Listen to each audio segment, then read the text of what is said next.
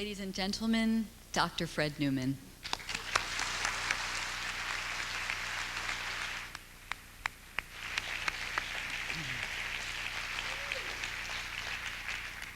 Well, thank you all for coming. I would say it's nice to see you, but I can't. So, but it's nice to hear you.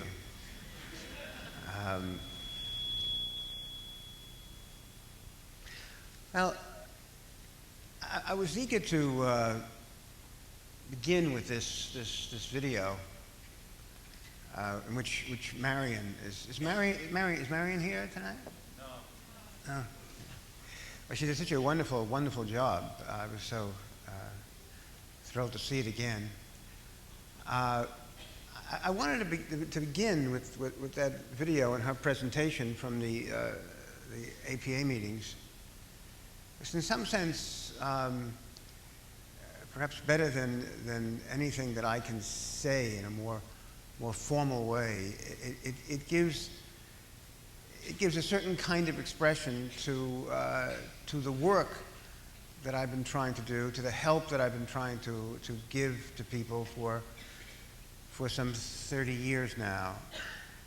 And to be sure, I assume that most people in this audience are aware that my sessions don't look exactly like like Marion's session. Sometimes they look a little like that. I did have an Uncle Morris actually, and Uncle Morris did sing Yiddish songs on the Fordham Avenue bus, Fordham Road bus, and it was a source of embarrassment to me.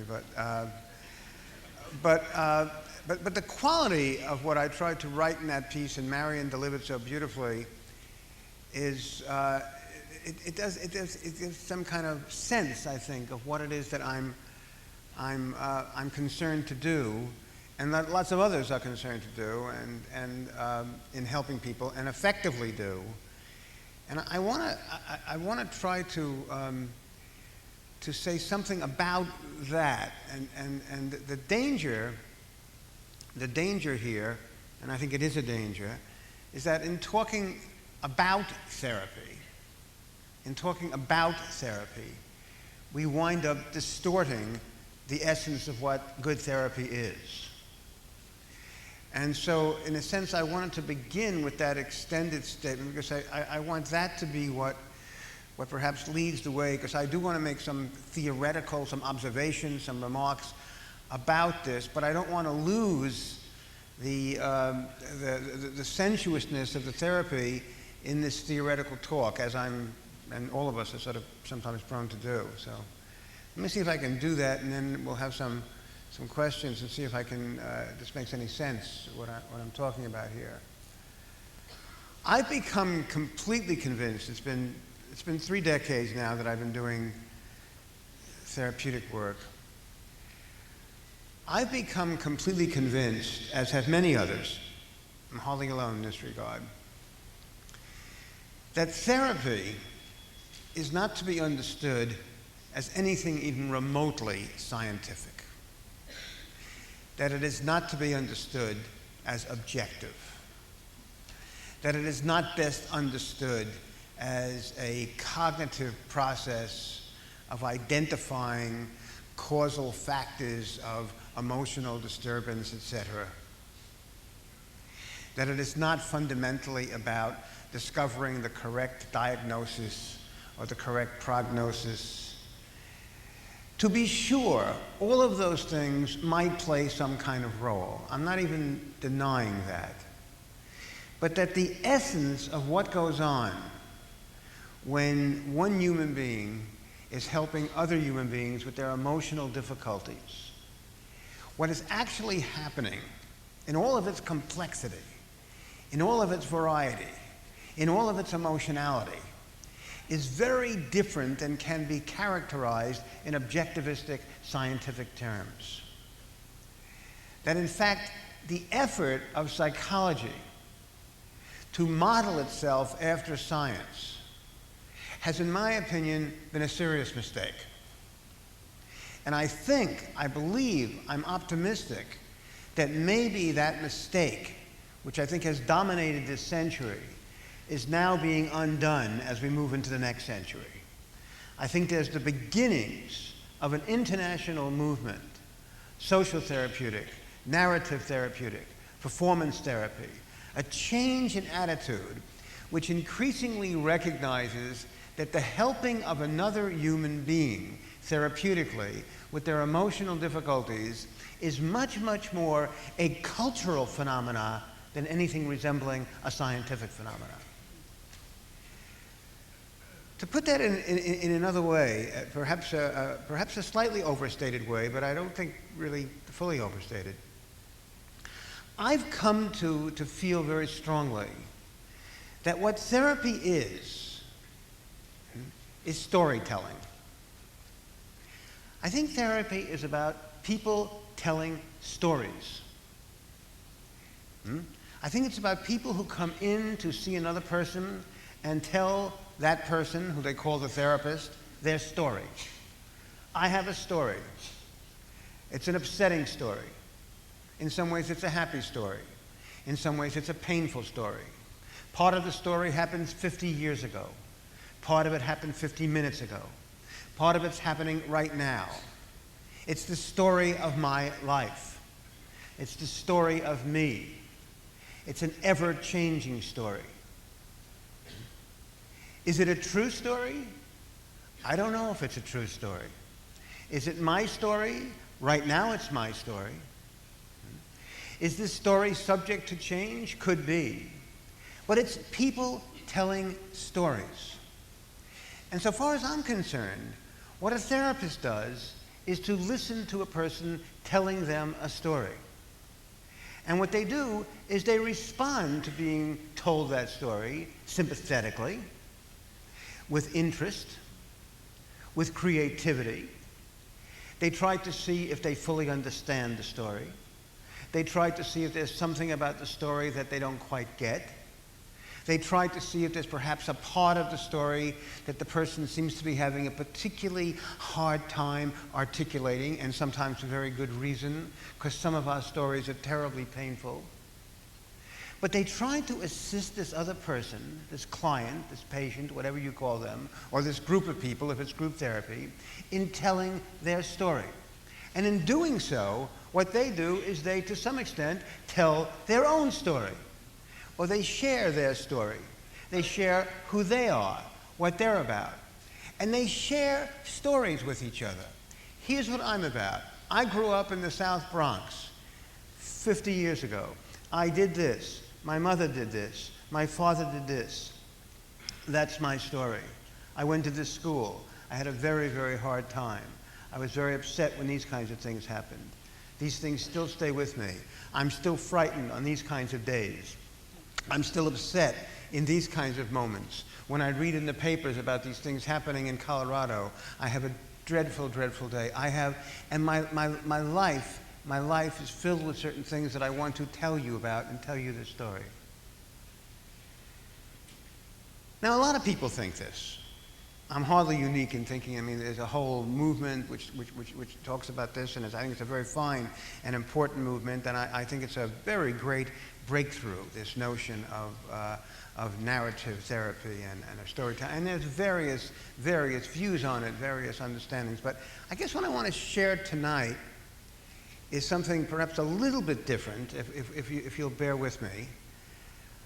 What I want to suggest, if I can be clear in doing this, I hope I can, is that not only is therapy, in my opinion, about people who come in and tell their stories.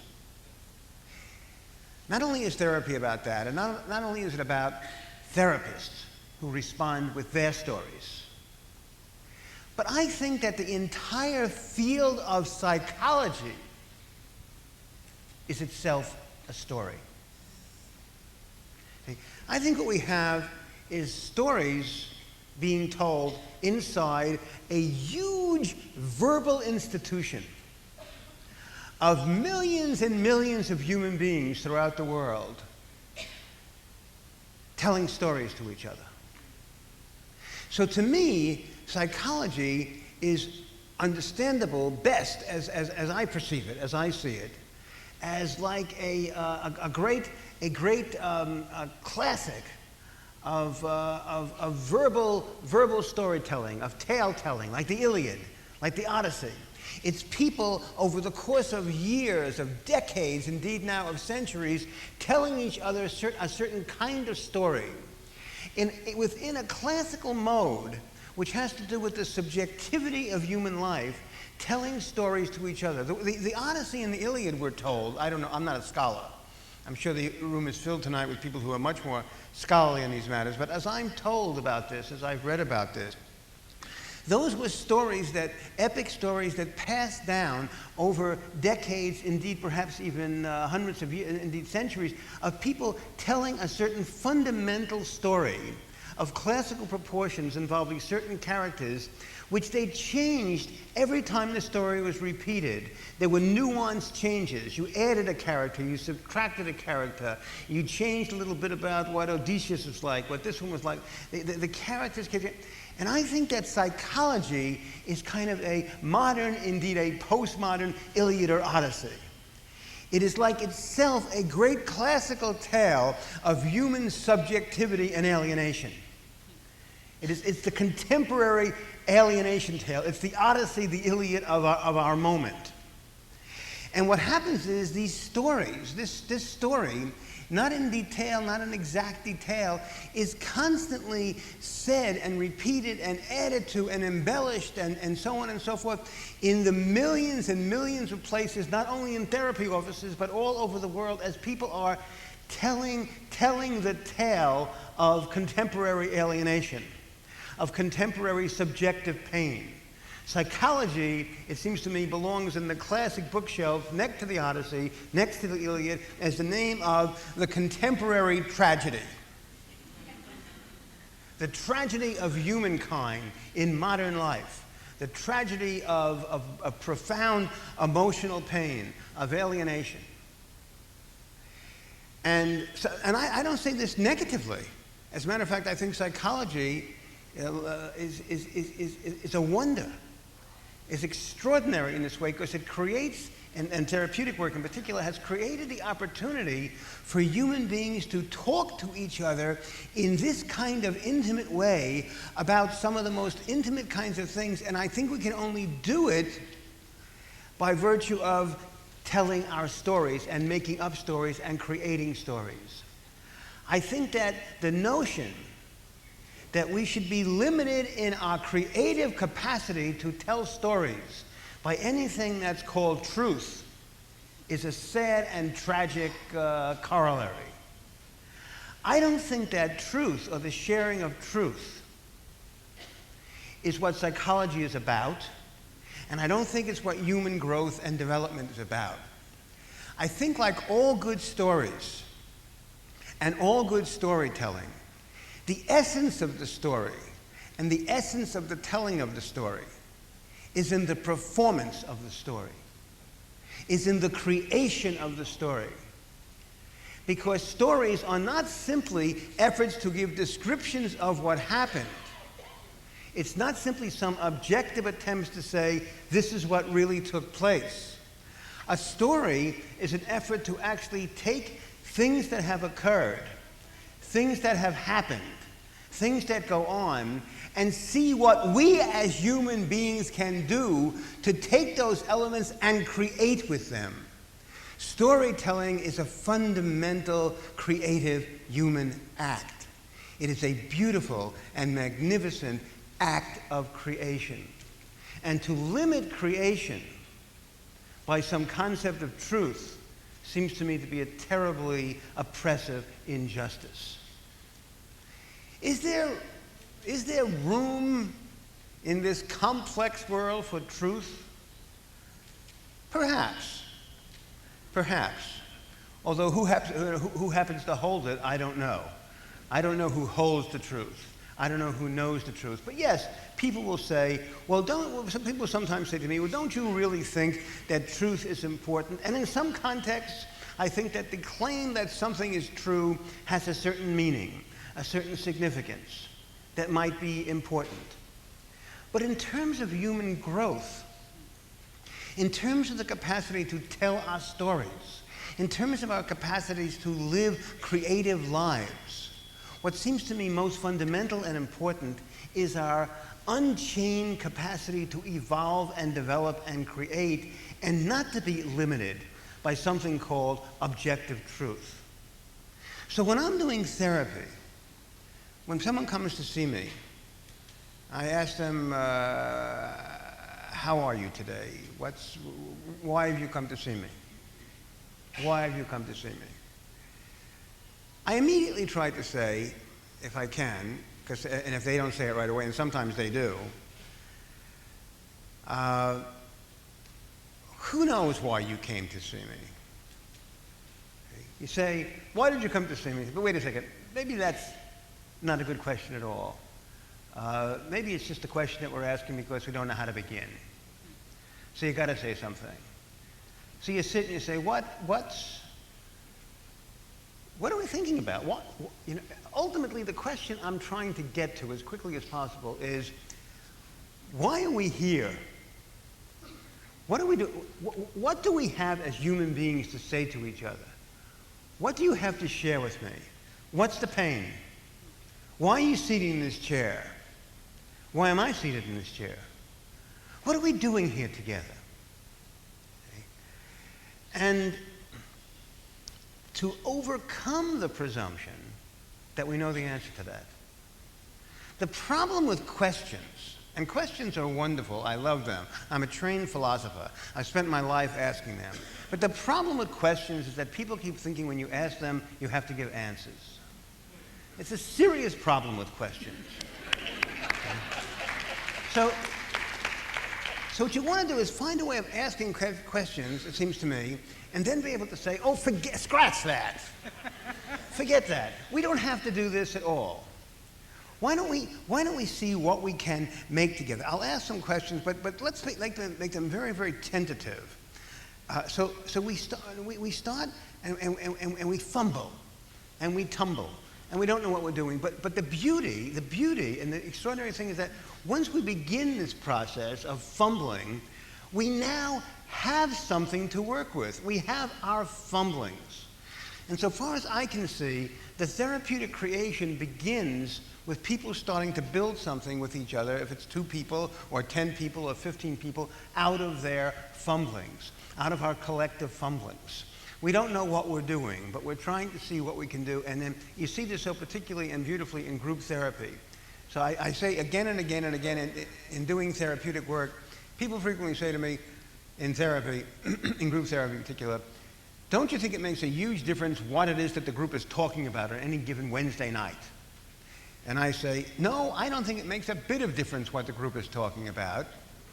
I think we can create and do emotional developmental work with whatever it is that people are talking about. I don't have a standard which says these are good things to talk about, these are good ways to talk about them, these are deep ways, these are subjectively interesting ways. Sometimes groups are marvelously boring. I do group therapy.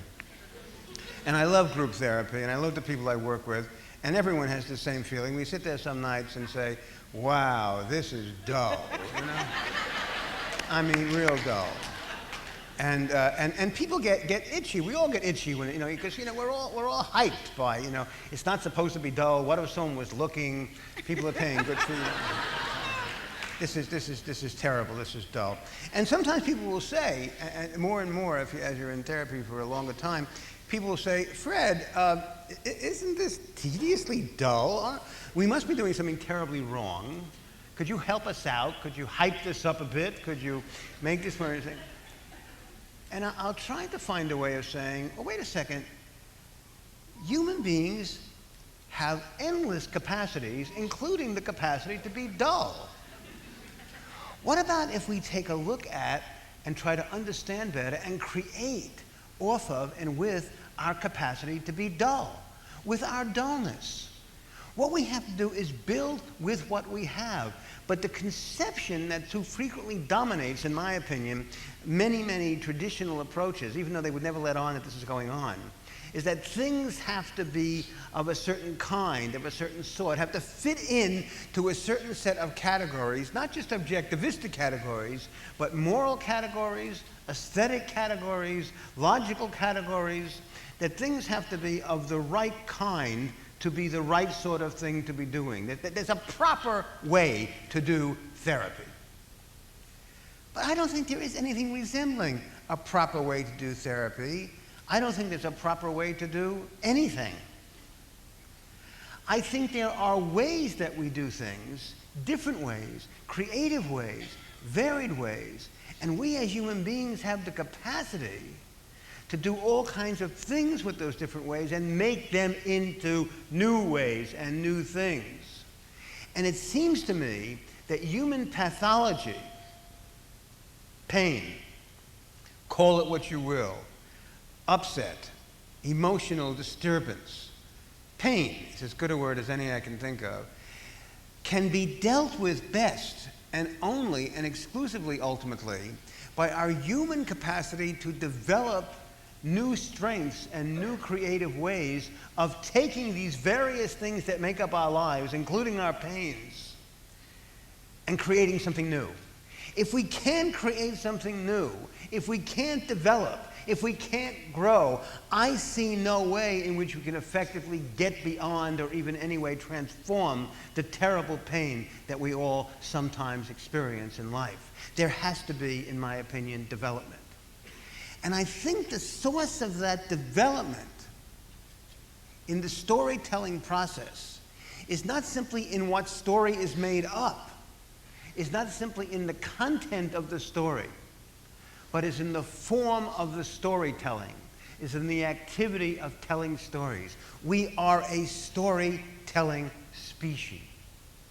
We make up stories.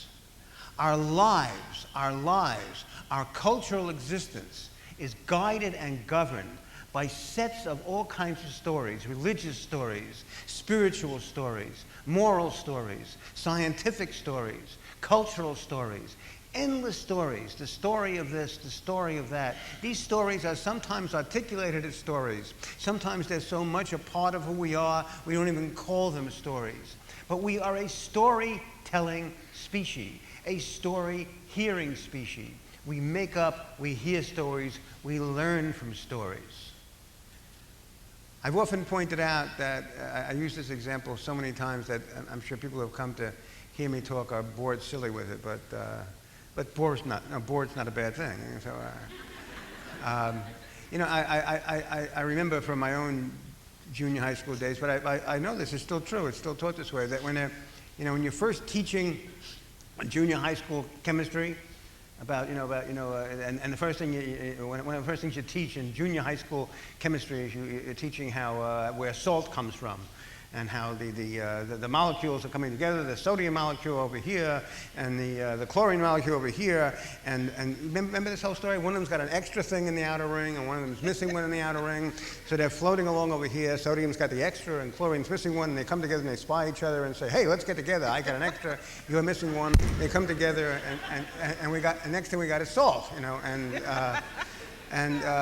And people tell this story, and it sounds, at that point in life, at 12 years old, it sounds terribly scientific and all that. But obviously, it's a story. I mean, and it's a pretty romantic kind of story, And in my opinion, the truth is that pedagogically, people would find it quite impossible to learn what is called even the highest level of science without the cultural posits, the stories, which make a lot of those very, very complex things, even in thermonuclear analyses and so on, comprehensible. What makes things comprehensible to us are stories and our human capacity to create stories and to perform stories, to get up and to perform. But performing, remember, is not simply doing something that's known in advance. It's creating something. And we are continuously and constantly creative. And this creative force, this ability to perform, to tell stories, to dance, to sing, to create with other people, to perform with other people. In my opinion, that is the single greatest human capacity for dealing with emotional pain. And I think it's a very, very unfortunate situation that so much of what's called still traditional psychology doesn't make sufficient use of this unbelievable human capacity for creation and performance and storytelling. I think that's changing. I have great hopes that will change more and more as we move into the next century. But what we mean then by social therapy and by performance therapy is not in any way a negation of what other people do, of other kinds of work, of other approaches. I think that great things have been discovered in psychology. I think that some real understanding of human emotional problems have emerged. Some of it's quite helpful. Some of it has helped some people, and I don't wish to negate anything.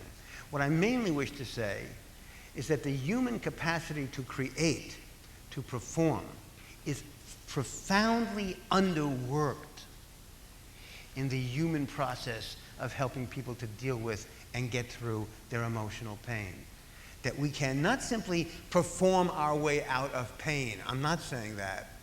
But that we can, by virtue of the performance activity, by virtue of our capacity to build and create, we can create new lives. That's how we grow and become cultural in the first place. We are a cultural species, in my opinion. Yes, we are, as Marion said in her talk, we have genes. We have lots of genes. The genes are very determining. They determine lots of things. But we learn, and we grow, and we evolve, and we develop culturally. The little child, the small child, before she or he even speaks, participates in the cultural process.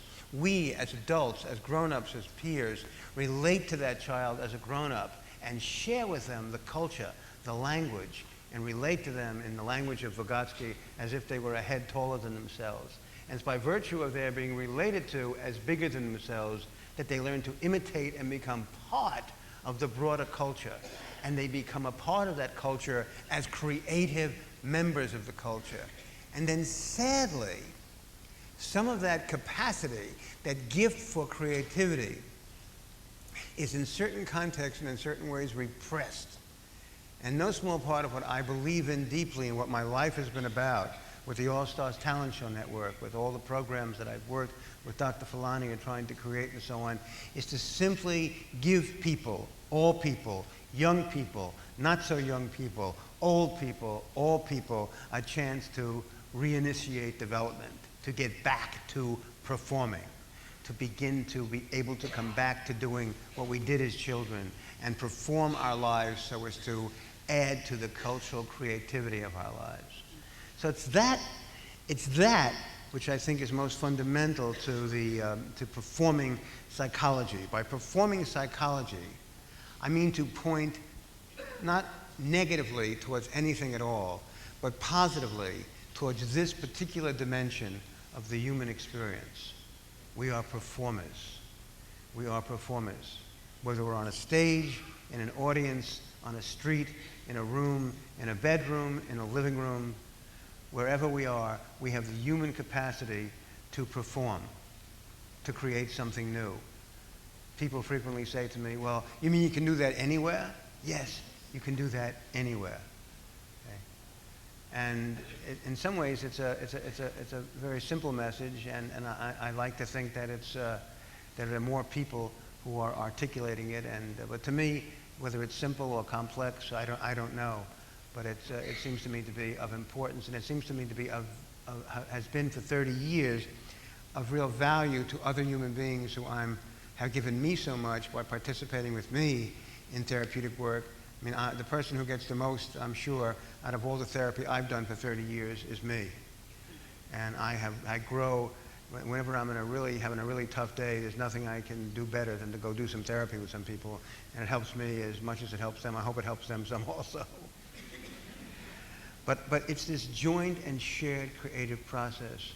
And I just want to keep underscoring it, that it's a profound force for growth and for human change that we all know how to create. I was watching this show last night on TV, this concert for music in school, which was a very lovely concert. And music has been enormously important to me and to so many people, and it's a shame that we're losing so many of those music programs in our schools and so on. It really is an important thing that there's some attempts being done to do something about it. But I think that the same is true generally of creativity. Creative programs are being wiped out left and right, unfortunately, in some of the public school situations. We're not only losing music programs, we are insufficiently, in my opinion, focused on knowledge acquisition and insufficiently focused on creative work, on giving. Like, I think that we have to give much more attention to teaching our young people improvisational skills. We all have to learn how to improvise because life is fundamentally improvisational. So, anyway, I'm really eager to hear your questions, Dr. Fulani, and the audience's questions. So I'm gonna wrap there and thank you all again for coming out and hearing my words. Thank you so much.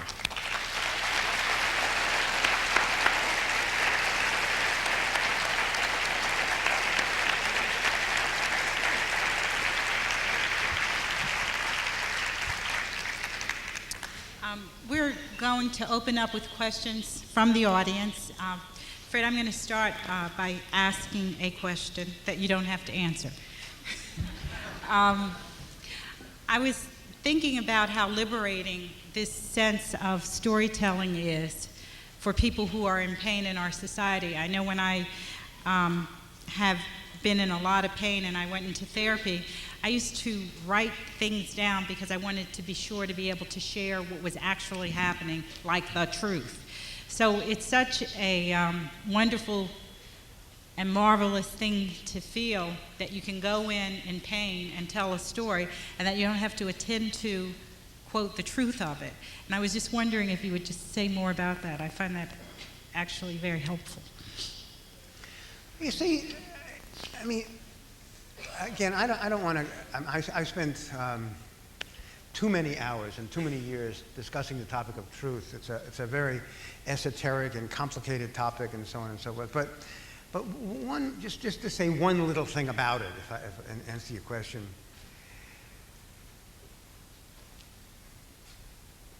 Here's an interesting feature of life. Interesting life feature. Things happen.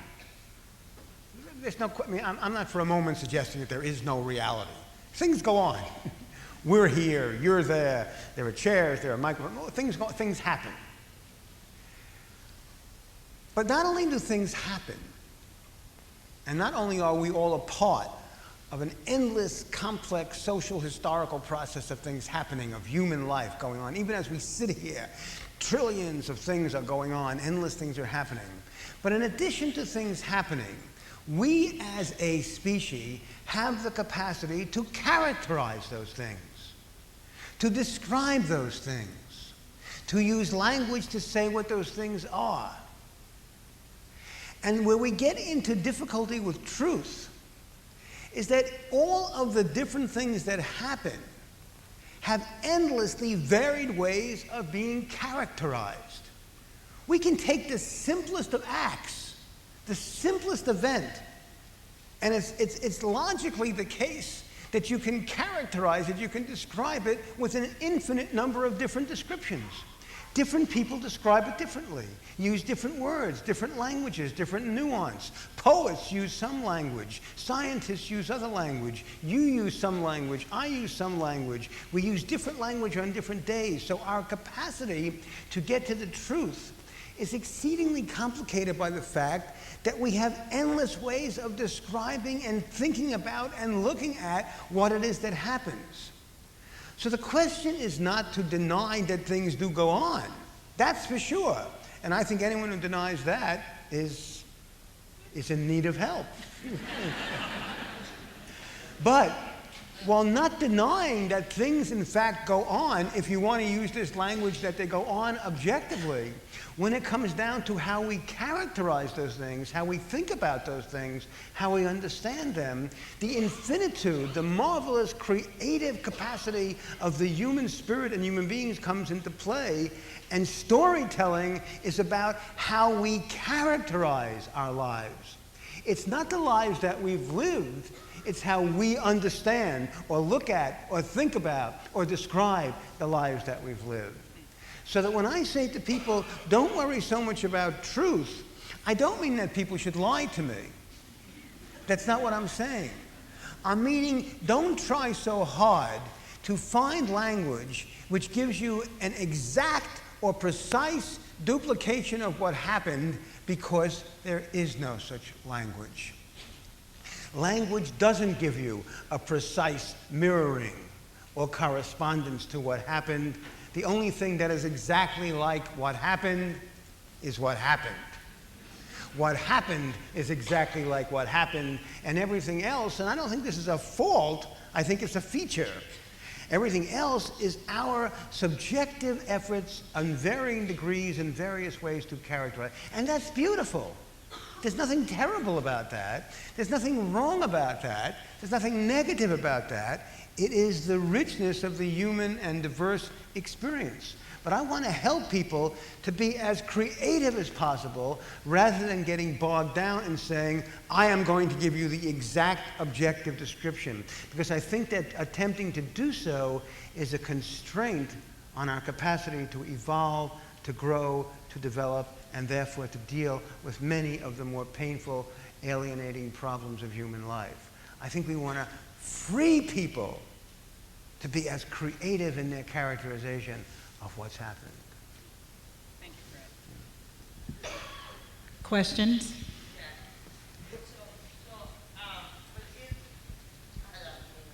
Hello, dear. I can hear you.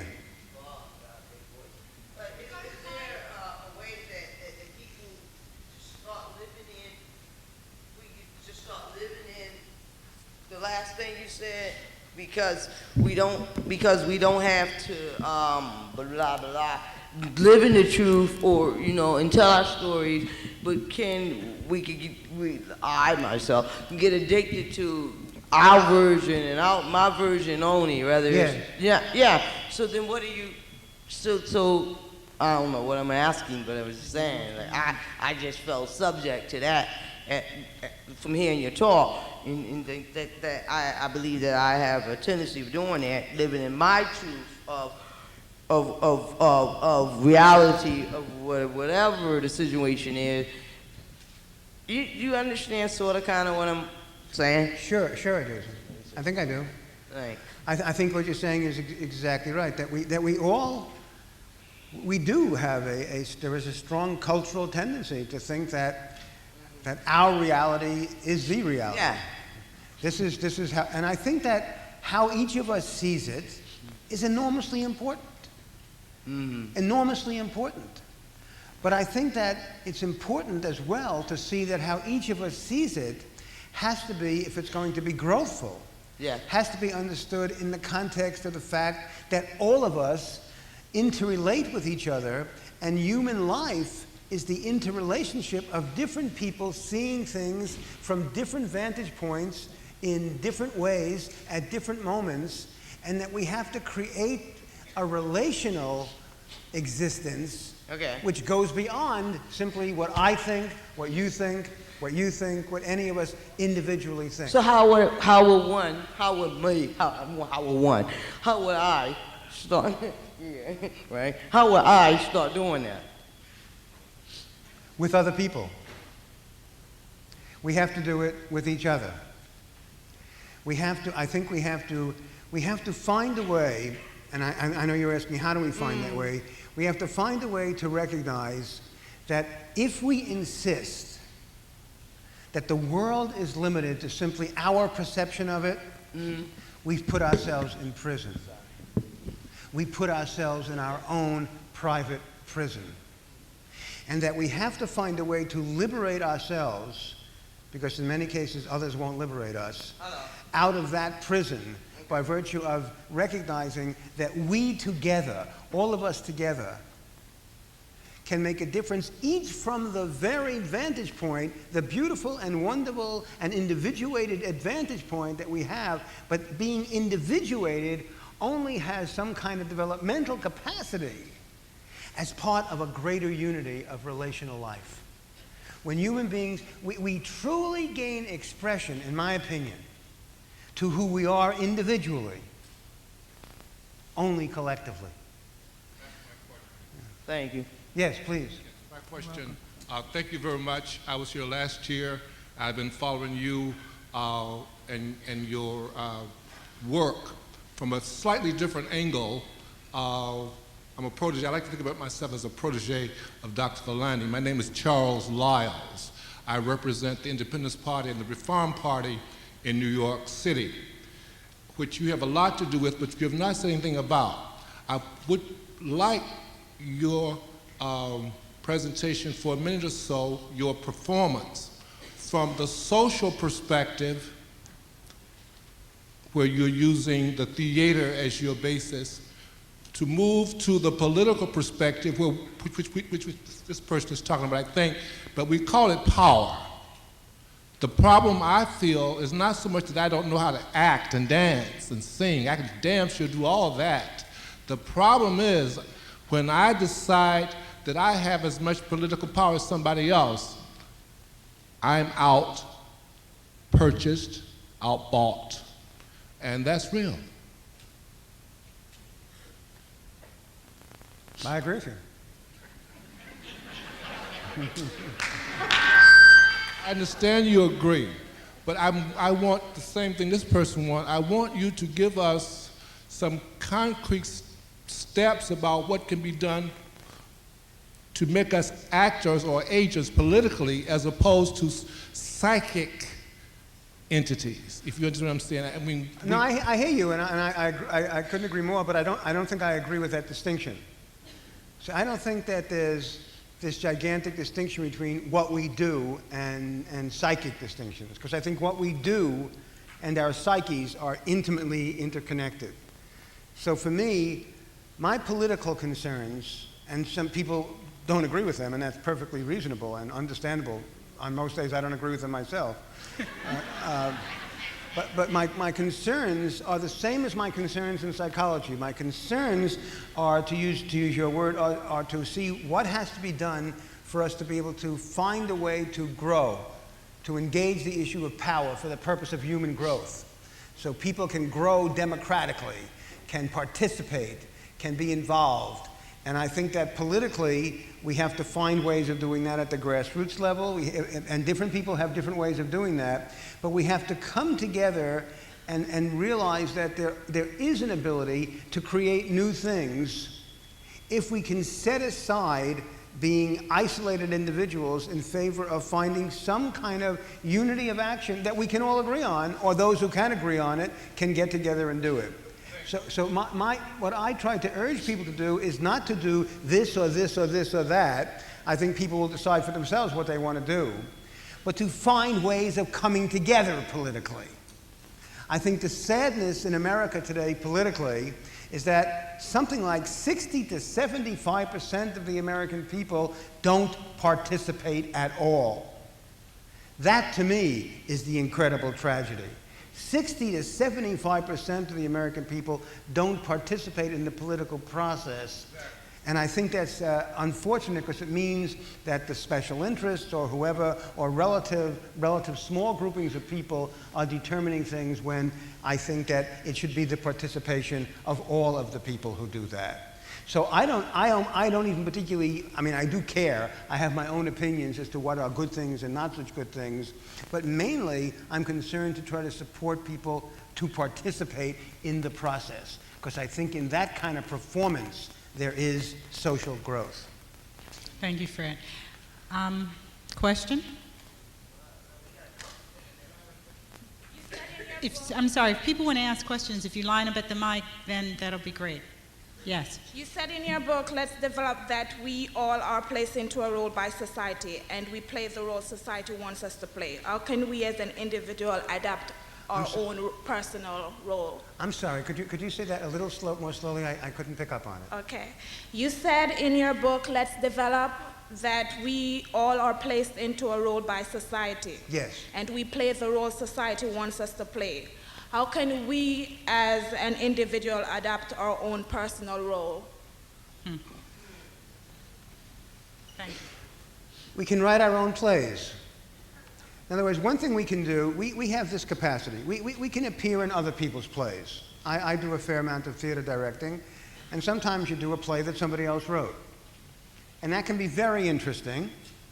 And I think that Shakespeare is a great writer. I think that many other great writers, and I've done other plays by wonderful playwrights, by Aimé Césaire, by different playwrights, and I think it's wonderful to do their plays. But we have the capacity to create our own plays as well. Human beings can come together and improvisationally create their own plays. In the program that we do called Performance of a Lifetime, 20, 30 people at a time, ordinary people, come together, and we sit down and talk with them over a period of 4 weeks, and by virtue of their life experiences, we create a play, a brand new play that is their play. And we all have the human capacity to improvise and make up our own plays. We are all playwrights. We can't, I think it's really sad and tragic that we live in a world where we think that only some of the elite people can write plays. We can all write plays. We can all be on a stage. We can all create music. We can all create theater. We can all create dance. The wonder of the All-Stars Talent Show Network, to me, is not the handful of exceedingly talented young people, but all the young people who create all that work. But we all have that human ability to create. And it's dreadful and oppressive to me that we live in a culture where so many people are, by virtue of the institutions and the roles, seen as non-creators. That's what I'm trying to suggest, that we have to figure out ways to create our own plays and our own theaters, our own psychology, our own therapy. We have that human capacity. And I see it, and I see people doing it more and more, and I think the 21st century is going to be the century of that kind of human growth. I'm optimistic about that.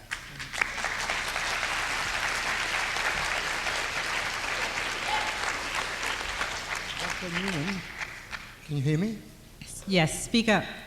Dr. Newman, I have a personal question which I think will interest others.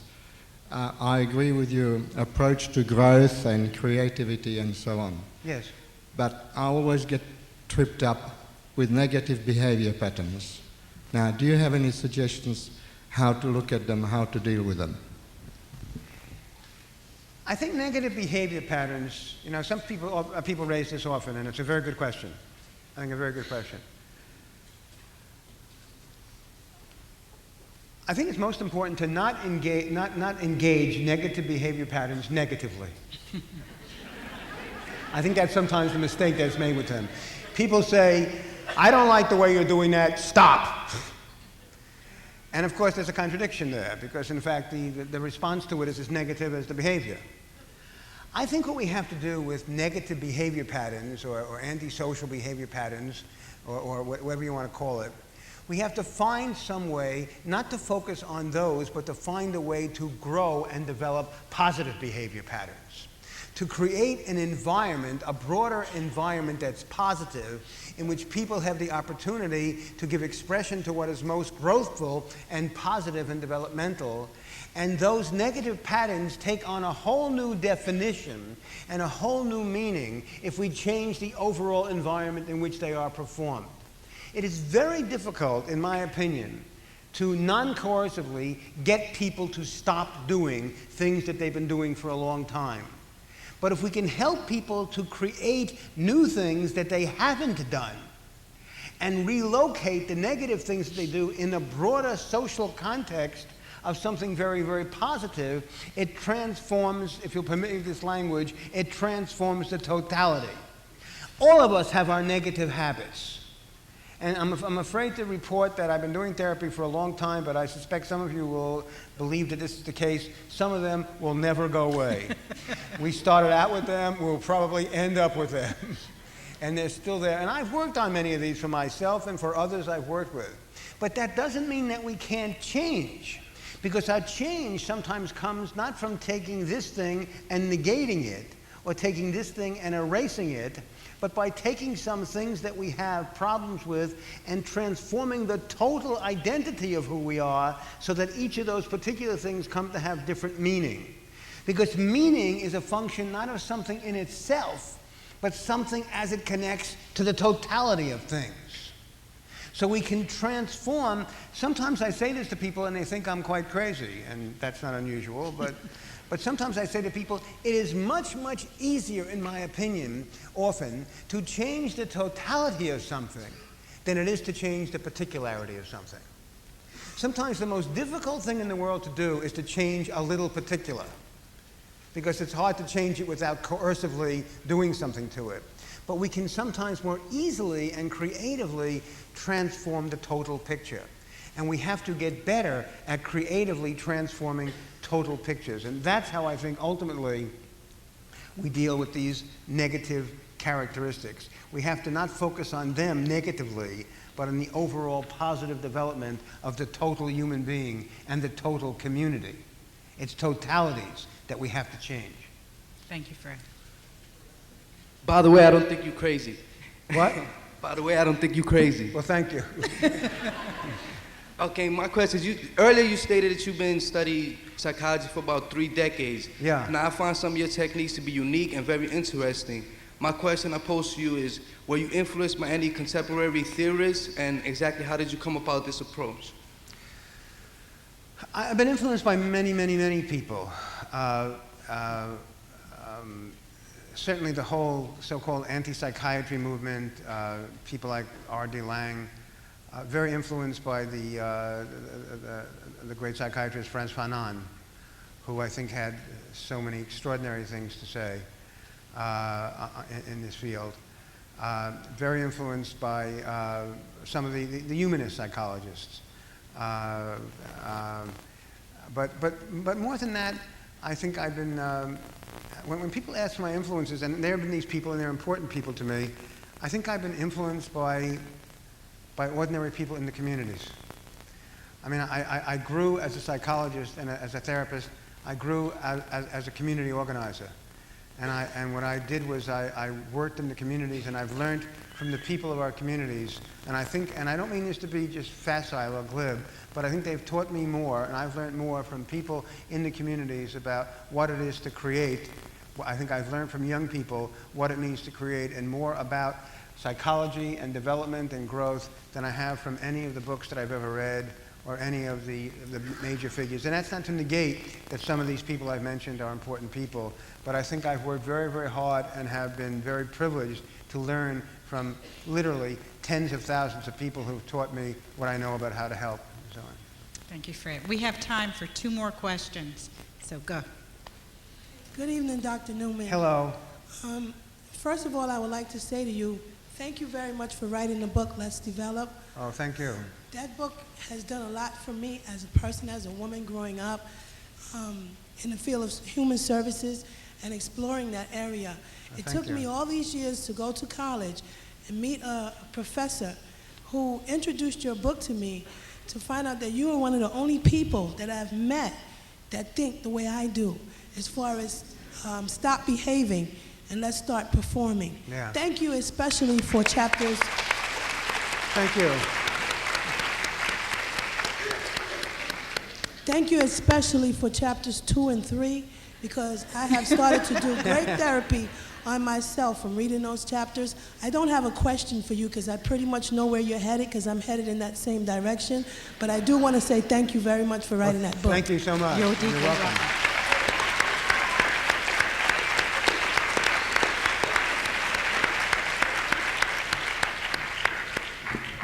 Hi. I was very intrigued in the talk when you talked about psychology all over the world as a collective telling of the story of Yes. alienation in many different voices, many different places, many different languages. And then, you know, the comparison or talking about classical things like the Odyssey. And I mean, one of the things that it made me think is that in classic times or classic situations, someone like Homer comes along and writes down the story, and that becomes the classic or the paradigm. Yes. Are we now living in a time when that can't happen, won't happen, will happen? What about that kind of giving definition or coherence to a story that then becomes the story? Does that have any meaning anymore? Well, I think it's a different moment. It's a postmodern moment. In the postmodern moment, I think, and I think this is wonderful, the story is going to be written by everybody. I don't think there's going to be a single Homer who's going to compile it and put it together. I think it's going to be on the internet. It's going to be all over the world. It's going to be human beings. So I think it's a story.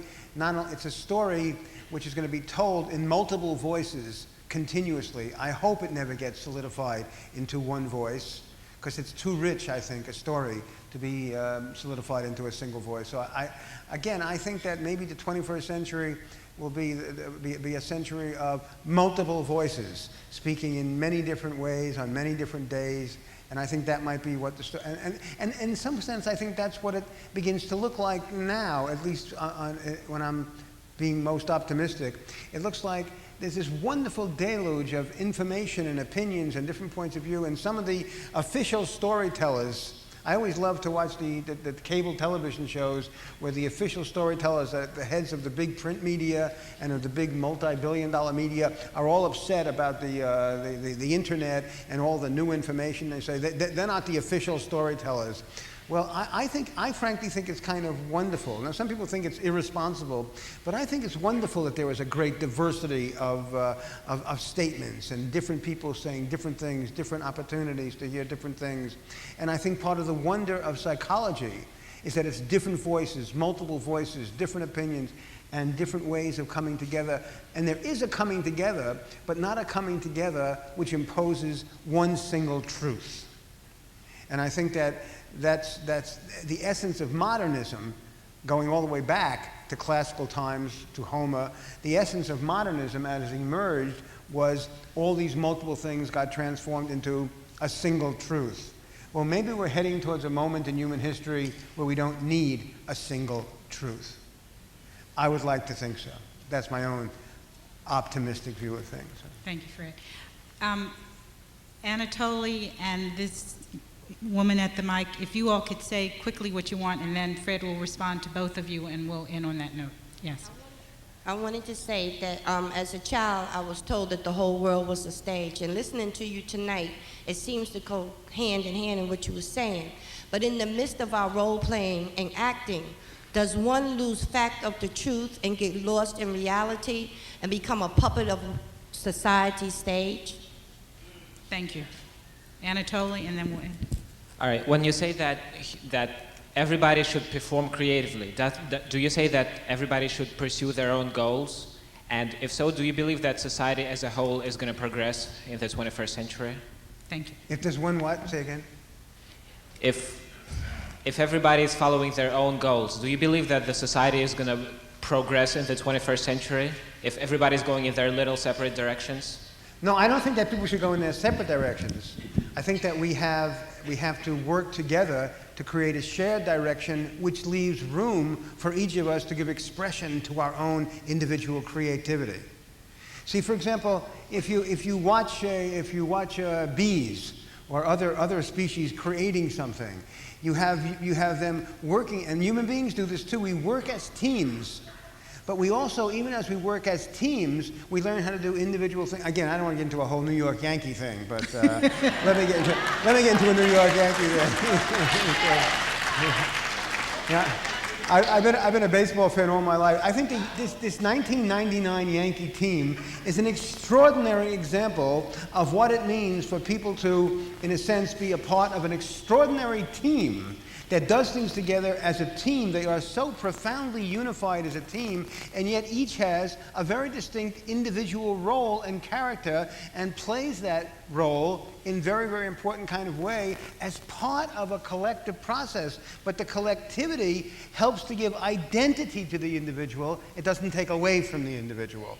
And that's, I think, what we're searching for. So it isn't just everyone doing their own thing, a la the 1960s. It's us coming together to create what it is that we're doing together in such a way that we all have room to fully participate with what we each have to offer.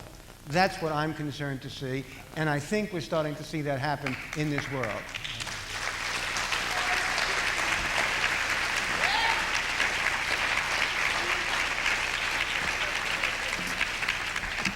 So, thank you. Before we close, first, on behalf of Fred and myself, I'd like to thank you for joining us tonight. You've been a great audience. And we'd like to turn tonight's event back to Candace Sherman,